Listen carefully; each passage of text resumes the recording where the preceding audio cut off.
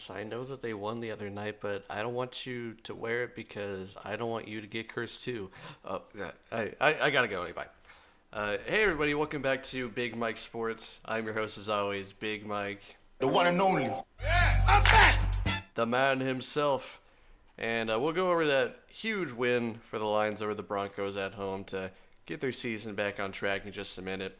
But first, let's congratulate App State on another bowl win. They're now 7-1 in bowl games since making the move up to FBS. And they earned this one as it was a monsoon in Orlando, standing water on the field and everything. The chalk was just coming right off of the turf, so all the players were just covered in just this like slurry, chalky mess. Double-digit fumbles by both teams in the game, although only 5 were recovered by either team. So yeah, not a great condition to play in, but maybe App State was kind of built for those kind of conditions, having to practice up in Boone in the rain, where yeah, let me tell you, it can get pretty rainy and disgusting up there. But an extra shout out to App State quarterback Joey Aguilar, who somehow passed for 211 yards, going 18 of 32 in that game, despite those conditions, like the gusty winds and the just inches of rain, torrential downpour. As a little comparison, the Miami, Ohio, both of their quarterbacks combined went 6 for 10 for 44 yards in the entire game. So, yeah, really commendable performance for Aguilar. Aguilar scored the only touchdown for App State, bringing one in on the ground. Also, App State star receiver Caden Robinson able to go for 8 catches, 118 yards, long at 52. So, yeah, pretty good game for the team there as they try and use this as kind of a springboard for next year, as they're going to return a whole bunch of production for next year. Not quite able to get to 10 wins, finishing the year at 9-5, but still a great finish to the season. And now for the NFL slate, of course, on Thursday, we had Brandon Staley finally lose the game that cost him his job. Yeah, it's just amazing for a guy like Staley to double down on everything, insist that he's the guy, put all his pride on the line, all his bravado and stuff, insisting that, he's the guy who calls the defense, he's the one responsible for the team. And then the team just completely gives out on him, going down 42-0 at halftime to their biggest arch rival, the Raiders in Vegas. And kind of surprised they didn't just leave him on the tarmac, Lane Kiffin style, after that game. That's a really good way to go out, too, having your last game be an embarrassment to your team. But at least you're in Vegas, great place to be after losing your job and being kind of, a pretty well-off guy as it is. But alas, he had to go return to LA with a team and get fired that way. So, yeah, you probably should have been fired at the end of last year. I mean, I don't see how you can lose a playoff game like that, being up 27-0 at one point and then losing. But, that's just the Chargers' way. So, interesting to see who's going to fill that job. I mean, they got talent there. They got a young quarterback. They got a good defense. But really, it's just kind of like the Lions with Stafford. Herbert's basically the new Stafford. So, we'll see if a new coach can get in there and turn things around. But you cannot get past the Chargers' mediocrity. It just runs through everything. And then in the Washington Commanders game against the Rams yesterday, Washington was trying to come back a little bit. They were able to score a pretty nice touchdown to make it 28-20. However, the ensuing extra point was blocked by the Rams to keep it 28-20, and that was significant to some as the spread for the Commanders was plus 7.5, and the over-under was 48.5. And so that blocked extra point not only kept the Commanders from covering the spread, but also made the game go under. So huge critical play, and yeah, unlucky day for a lot of people if you were sick enough to bet either way on that one. And then last but not least, the Bengals helped the Lions with their win over the Vikings in overtime, 27-24. This game was like 17-3, I think, for the longest time. It took the Bengals up until the fourth quarter, basically, to make it a game as Jake Browning finally woke up. It was a rough first half for him. I think it was like less than 4 fantasy points in the first half, but he ended up finishing with 18 or 19. And the Vikings streak of over 100 minutes of game time without allowing a touchdown on defense was snapped in that second half, and the floodgates just kind of opened as the Bengals were able to rally for the win there. Bodes well for the Lions coming off of their big victory against the Broncos, which we're going to talk about in just a second, as they have to go into Minnesota and play the Vikings on Christmas Eve for their next game. And if the Vikings can be reeling and not executing at 100%, and the defense doesn't play as well, then that would be excellent for our heating up offense to go on there and wreck shop for another big win as we try and have a big finish in December going into January and making some noise in the playoffs. So now as we go into the Lions game, of course we want to give everybody the praise that they very much deserve. You want to praise the team after a win. However, this game wasn't perfect. The first quarter, we saw a lot of the same kind of things come out for the Lions. It took the offense a little while to get going at the start of the game. I think a couple of back-to-back 3-and-outs to start. The defense, on the very first drive, gave up a decent chunk play to one of the Broncos receivers after Brian Branch kind of had one of those lapses in coverage that we've been talking about from the young guys on the defense, where it looked like he was like passing the guy off to the next guy over in the zone, when in reality he probably should have carried the receiver. And so that made the receiver be wide open and able to scamper for a pretty long gain there. And when that happened, I was kind of like, okay, here we go again. The defense is going to give up some chunk plays and the offense is going to completely fizzle out. But they were able to flip the script a little bit. It started with the defense, actually, and they were able to force a turnover after a fumble. I think by the center is what it ended up being. I don't think the ball ever ended up getting to Russell Wilson, but it was returned a pretty long way by Lions defensive tackle Isaiah Buggs. So it's always nice to see a big guy be able to run with the ball like that. So that was exciting. That really set the tone for the team. It took, however, the entire first quarter for the offense and everybody to really get settled in. And when the second quarter started, the Lions offense started scoring in earnest with the first of 3 touchdowns to Sam Laporta coming at the 12:30 mark in the second quarter. And after that, it was all Lions for that quarter as they added on 2 more touchdowns, 1 touchdown pass to Jahmyr Gibbs, and the third as time ticked down, going to Amon-Ra St. Brown to make it 21-0 at halftime. And this game was kind of like a Saints game, except the Lions actually finished the game. They didn't let up on defense or on offense for that matter. They just kept pouring it on, and it really showed the response of the team towards how they felt coming off the loss against Chicago.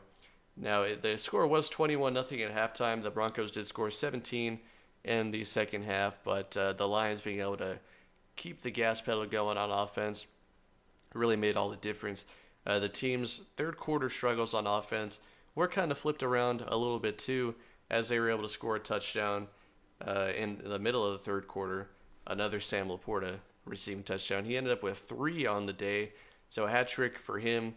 5 touchdowns on the day from Jared Goff, and a nice bounce back performance for the entire offense.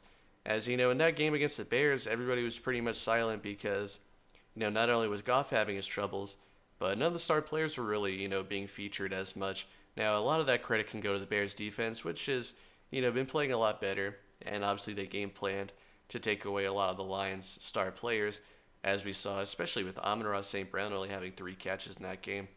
In this game, he turns around and makes another 100-yard day. He's now top 10 in all the major receiving categories, receptions, yards, and touchdowns. And he's going to be looking for a big payday once his contract is up here shortly. And, just all-around great performance by the Lions. Great momentum shift, and a lot of it, of course, has to go to the defense. I mean, the offense played a lot better, but the defense played with a level of intensity that was really inspiring to watch. The defense made hard contact everywhere. They weren't afraid of, making some big hits. They were meeting the ball carrier, and, it was audible. Of course, the sound on the NFL Network broadcast was pretty good all the way through.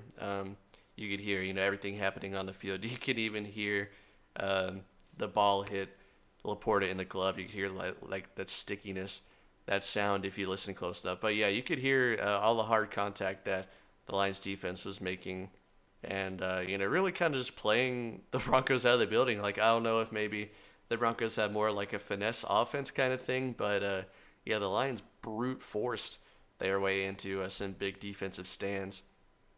And a lot of the credit for that goes to safety Ifiatu Ifi Melifonwu. He's a guy who was playing really well in the absence of C.J. Gardner-Johnson earlier in the year, when him and Tracy Walker were really leading the way on defense with some hard hits back when the Lions defense was performing really well. So really glad to see Melifonwu come back and make a huge impact and kind of inspire the team. And then also defensive captain Alex Anzalone returned to continue his streak of 10-plus tackle games. He was everywhere on the field as he's been for the defense. He missed one game a couple weeks ago, so it's good to see him come back and be able to perform at such a high level. And then after the other starting middle linebacker, Derek Barnes, went down with injuries, Jalen Reeves-Maybin, who's been a real Lions guy for most of his career, this is his second stint with the team. He's definitely one of those Lions guys. He's a perennial special teamer, but he's a really good special teamer. And when he's been called upon the past couple weeks, he's really given some energy to the defense. He came in on 1 3rd down in the Bears game and came up with a huge sack when nobody else on the team was able to get any pressure on the quarterback. And he came into this game as well and put down some pretty big hits. So it'll be nice if the Lions defense can keep that level of intensity going through the next few weeks and into the playoffs, because earlier in the season the defense was playing really well. I don't know exactly what happened to make them kind of lose their mojo, but they definitely need to get it back and aspire to that level of toughness that I guess had been missing the past few weeks. Now, of course, it helps that the team is 100% healthy now. In the practices leading up to this game, everybody on the active roster was practicing, which is good since the injury bug had hit the Lions a decent amount in the past few weeks, more so than it had all season when, they've been pretty lucky with the whole injury thing earlier in the season.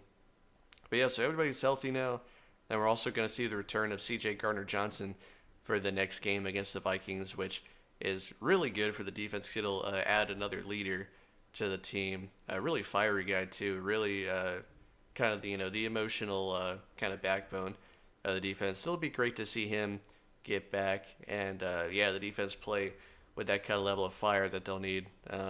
Because they don't want to get embarrassed again. That's for sure. With all these teams coming out and scoring a really high level against the defense, it's gonna be pride on the line. Definitely, they're gonna have to prove that they belong in the playoffs, because you need defense in the playoffs. It's a pretty cliched thing, but you definitely need it. You need the run game and you need defense in the playoffs, and we got the run game taken care of. Just need the defense to step up. But good little game there for the Lions. We'll see if they can keep it going as we try to make a run into the playoffs. Interesting to see who we might meet in the playoffs, but that brings us to a few questions that we have here. Great game on Saturday, but should we fear the return of Jared Goff? That's Brian from Kalamazoo. It was a good game from Goff this past week. Definitely his best in the Lions uniform so far, with 5 passing touchdowns. Do we believe that this is going to be him moving forward? Well, we would like to. The coaching staff has been really good about getting on to everybody about the mistakes and everything and being able to correct them with, some real implementations of things, whether it's, what Goff can do or what the offensive line can do to protect him or what the scheme can do. So I want to say that he'll be pretty good moving forward. I definitely don't think that he's going to return to how bad he was during that middle part of the season against the Bears and against the Packers. He might, as every quarterback does, he might have 1 or 2 turnovers in a game, especially if the defense is coming out with a really good game plan and able to get to him with pressure, which is kind of what I'm afraid of with the Vikings, perhaps, because they do like to bring a lot of pressure. But if you bring pressure and the coaching staff is able to scheme against it, it can open up some pretty big plays down the field. So I have confidence in the coaching staff and Goff to be able to kind of right this ship and be better moving forward. Now, that goes into kind of our next question here, which is, what if the Lions end up playing the Rams in the playoffs? Would you rather play them or the Vikings again? That's Dougie Doug from Saskatoon. Now, playing the Rams in the playoffs obviously has its drawbacks. Jared Goff will have to go back and face McVay, and McVay will probably know a lot about Jared Goff and perhaps his weaknesses, maybe more than even the Lions or Goff himself would know. But, this Lions general manager, Brad Holmes, he's obviously from the Rams, and some other Rams connections there too, so that might also cancel it out, or maybe he'll know a lot about the Rams as well. And of course, it would be a big point of pride for Brad Holmes and the rest of the team to kind of beat the Rams in this playoff game, considering that's where a lot of them came from and some of their connections are. I think I would rather play the Rams in the playoffs than playing the Vikings a third time, especially if the Lions beat them both times in these upcoming regular season matchups, that might knock them out of the playoffs entirely. I'm not 100% sure, which would be nice to kind of even cross out that possibility at all, because history will show you beating a team a third time is incredibly difficult, especially if you beat them the 2 times before. So I kind of rather avoid that curse. The team has enough curses that have been going against them the past several decades. So I'd rather play the Rams than the Vikings. The Rams, Stafford's a good quarterback, obviously, as we all know, but he's not the most mobile anymore because of his injury history. So I think if you get to Stafford, you can neutralize him pretty easily if you can get to him early and often. The only real fear that I would have with that team would be their wide receiver talent, because those guys really know how to get open, and the coaching staff really knows how to scheme them open.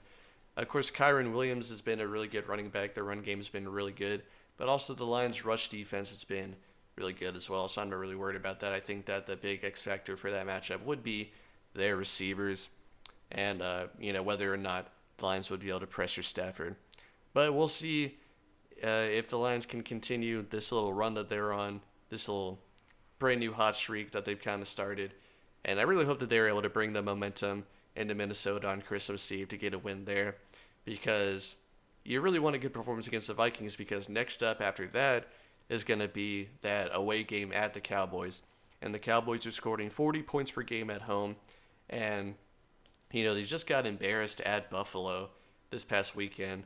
Now, they will be traveling to Miami to take on the Dolphins, and that'll be a tough matchup in and of itself. That might end up being a shootout. So, perhaps, that could be a tough game for the Cowboys. Really wear them out so that, when they have to go back home and play another high-octane offense in the Lions, maybe it'll be a little too much for them. But who knows? We'll just have to see and hope for the best. Gotta be hopeful for the future. And, there's no reason not to be hopeful right now as the Lions come off of a pretty huge victory against a team that they had some connections with before. So, really, really good win to get against your old mentors, your old proteges. We'll see if they can keep it going.